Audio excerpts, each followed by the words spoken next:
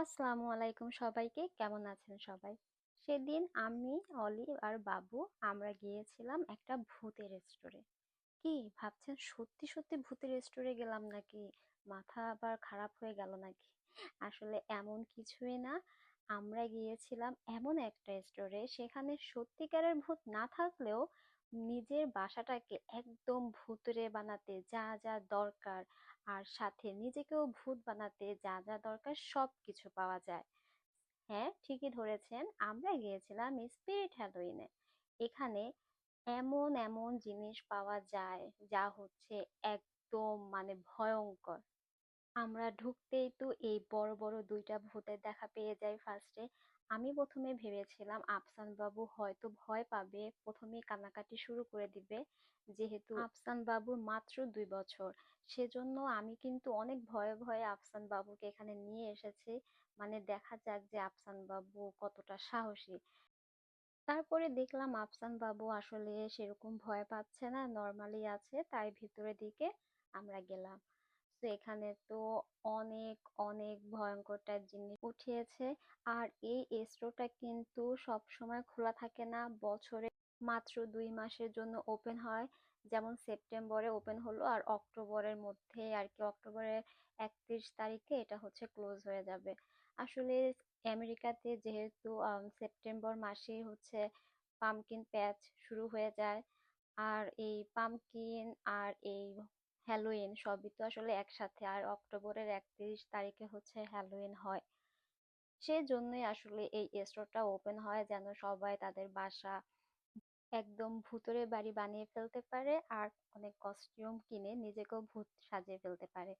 আসলে আমি কিন্তু এই স্পিরিট হ্যালোইনে সব সময় যাই আর কি। আমার দেখতে ভীষণ ভালো লাগে, কারণ ছোটবেলা থেকেই আমি ভূতের সিরিয়াল আর ভূতের মুভি দেখার পাগল।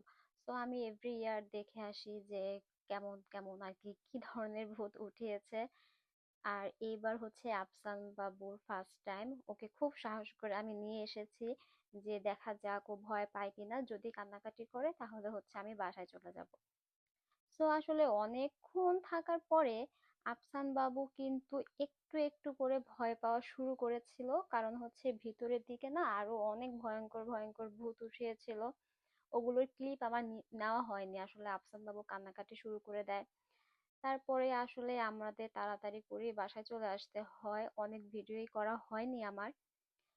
আর যারা হচ্ছে হ্যালোইন সম্পর্কে জানেন না তাদের জন্য বলবো, আসলে হ্যালোইনটা এখানে সেলিব্রেট করা হয় কারণ তারা মনে করে তাদের যত রিলেটিভস মারা গিয়েছে তারা এই অক্টোবরের 31 তারিখে হচ্ছে তাদের সাথে দেখা করতে আসে। তো তারা এসে যেন নিজেদেরকে অন্য জগতের মানুষ, মানে অন্য জগতের কেউ না ভাবে। তাই যারা আর কি জীবিত, তারাও তাদের মতো ওরকম ভয়ঙ্কর রূপ ধারণ করে। আর বাসা হচ্ছে সম্পূর্ণ ভূতুড়ে আর কি বাসার মতো তারা ডেকোরেট করে, লাইট অফ করে রাখে। আসলে অনেক অনেক বছর আগে তারা হচ্ছে এগুলো বিশ্বাস করতো। আর হ্যালোইনের সাথে পামকিনের যে কানেকশনটা সেটা হচ্ছে অক্টোবর মাসে অনেক হচ্ছে পামকিন হারভেস্ট করা হতো। আর তারা এই পামকিন গুলোকে বিভিন্ন শেপে কাটতো আর কি, ভূতের শেপে কাটা হতো। তো এর জন্যই আর কি তারা এখন পর্যন্ত এই হ্যালোইন আর পামকিন এই দুটোকে তারা খুব ভালোভাবেই সেলিব্রেট করে। কারণ এই যে সেপ্টেম্বর মাসে তো পামকিন প্যাচ গুলো ওপেন হয়ে যাবে, আর এখানে অবশ্য পামকিন গুলোকেও ভয়ঙ্কর শেপে কাটা হয়, এই যে এটার মতো করে।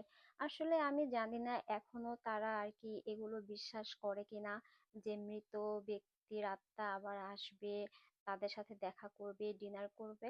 বাট যেটা আর কি মানুষ এখন বেশি আর কি এনজয় করে সেটা হচ্ছে ট্রিক অর ট্রিট। এটা হচ্ছে ছোট ছোট বাচ্চারা নতুন আর কি ভূতের কস্টিউম পরবে, বা ডক্টর পুলিশ আর কি বিভিন্ন রকমেরই কস্টিউম পরতে পারে। পরে হচ্ছে সবার বাসায় বাসায় যাবে, ক্যান্ডি আর কি নিয়ে আসবে, সবাই বাচ্চাদেরকে ক্যান্ডি দিবে।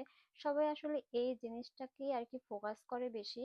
স্কুলগুলোতেও সেম থিং, এগুলো আর কি সেলিব্রেট করা হয়। ছোট ছোট বাচ্চাদেরকে হচ্ছে পামকিন নিয়ে তারা ওয়ার্ক করে, তারপরে হচ্ছে বাচ্চাদেরকে ক্যান্ডি দেয়।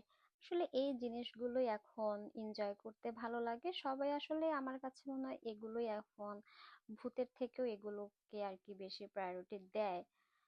তো আপনাদের যদি এই হ্যালোইন সম্পর্কে আরো কিছু জানার ইচ্ছে থাকে আমাকে কমেন্টস করতে পারেন।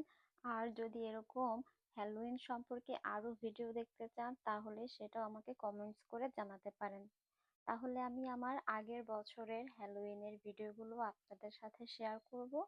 তো ভালো থাকবেন সবাই, আজকে এই পর্যন্ত। আল্লাহ হাফেজ।